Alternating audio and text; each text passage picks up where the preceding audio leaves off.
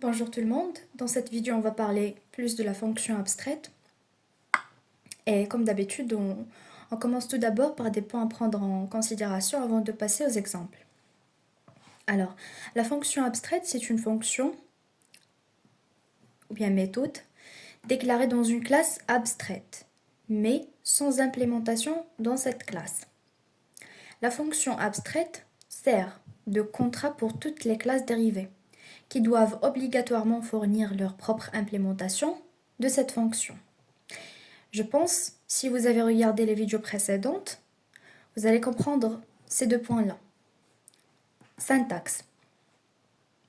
Virtual, void, le nom de la méthode égale à 0. Une fonction abstraite est déclarée en utilisant égale 0 dans la classe de base. Et on a vu pas mal d'exemples sur ça, mais on va faire davantage dans cette vidéo. Du coup, toute classe contenant au moins une fonction abstraite devient une classe abstraite. Donc, une classe abstraite, c'est une classe qui contient au moins une fonction abstraite. Et la classe abstraite ne peut pas être instanciée directement. Et voilà une obligation. Les classes dérivées doivent implémenter toutes les fonctions abstraites de la classe de base. Sinon, ils deviendront elles-mêmes abstraites. Pour mieux comprendre, prenons l'exemple d'une classe de base animale avec une fonction abstraite parlée.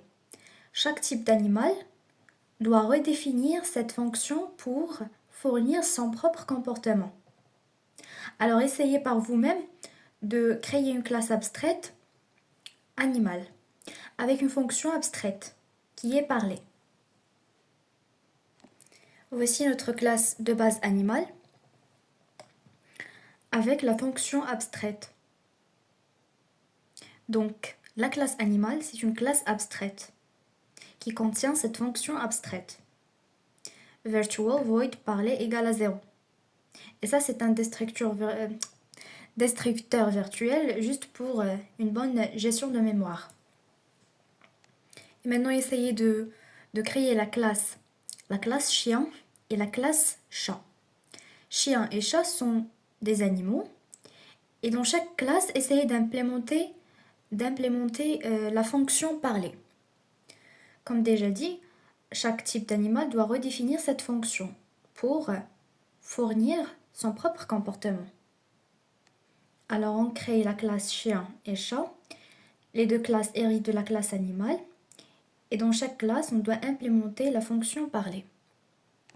Et voilà en bref les deux classes. Classe chien qui hérite de la classe animale. Implémentation de la fonction parler. N'oubliez pas d'utiliser le mot-clé override. Cout. Ça, c'est juste un exemple de traitement. Vous pouvez écrire n'importe quel code ici selon la logique que vous êtes censé d'implémenter. Ici, j'utilise seulement, juste pour vous donner l'exemple, cout, le chien aboie.